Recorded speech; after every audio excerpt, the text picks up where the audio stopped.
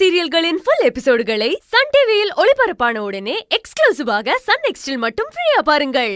நீங்க எதிர்பார்த்த மாதிரி இன்னும் ஒரு வருஷத்துக்குள்ள இந்த வீட்ல ஒரு குழந்தை சத்தம் கேக்கும்.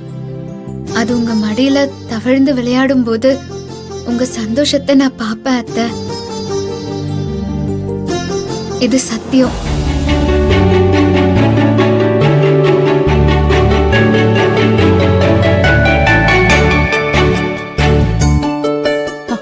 இந்த ஒரு வார்த்தை போதும் மலர், என் மனசே நிறைஞ்சிருச்சு.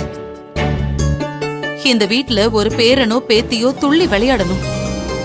அதுக்கு மேல எனக்கு வேற என்ன ஆசை இருந்துற போகுது? உன்னோட சூழ்நிலை எனக்கு புரியுதுமா மலர். பார்வதிய இப்படி ஒரு சூழல்ல பாக்குறதுக்கு எனக்கும் கஷ்டமா தான் இருக்கு. உன்னை கஷ்டப்படுத்தணுங்கிறதுக்காக நான் இதெல்லாம் பண்ணலம்மா.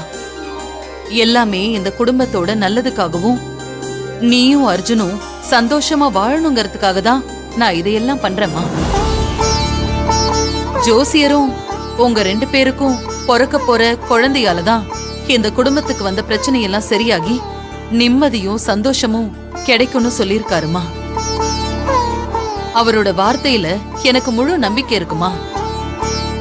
அவர் இதுவரைக்கும் கணிச்சு எந்த விஷயமும் பொய்யா ஆனதே இல்ல. இந்த முடிவை நான் எடுக்கும்போது சந்தோஷையும் பார்வதியையும் மனசுல நினைச்சுக்கிட்டு தான் நான் இந்த முடிவு பண்ணேன்.